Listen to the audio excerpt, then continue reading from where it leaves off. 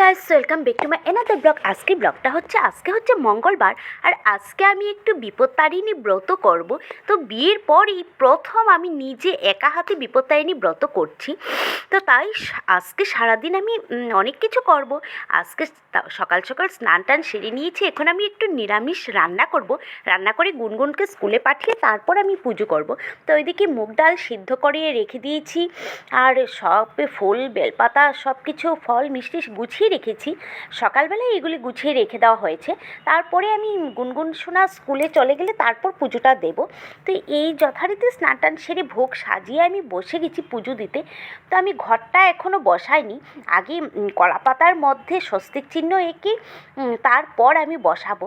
তা আমার এই স্বস্তিক চিহ্নটা কেমন হয়েছে বলবে তো? পুরোটা হয়ে যাওয়ার পর আমি তোমাদের দেখাচ্ছি। এই যে আমি ঘট বসিয়ে দিলাম। আমার কাছে মায়ের কোনো ছবি নেই, তাই আমি ঘরটাই বসিয়ে দিলাম।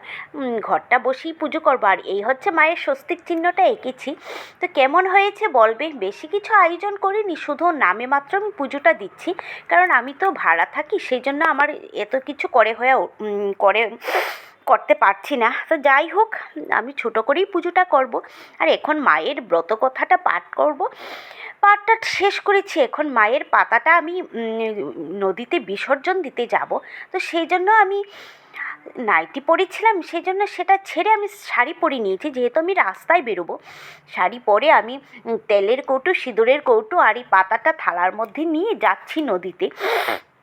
তো আস্তে আস্তে আমি নদীতে এসে পড়েছি। আর নদীতে এসে দেখি যে সুন্দর করে সিঁড়ি বাঁধানো আছে। আর সিঁড়ি দিয়ে আস্তে আস্তে নামছি, আর ভাবছি যে এই নদীটা কিছু মাস আগে আমাদেরকে কত মানুষকে সর্বশান্ত করেছে, কত মানুষের চোখের জল এনেছে। এখন আমি এটার সামনে দাঁড়িয়ে ভিডিও করছি, তখন আমি কান্না করেছিলাম কত মানুষকে যে গৃহহারা করেছে।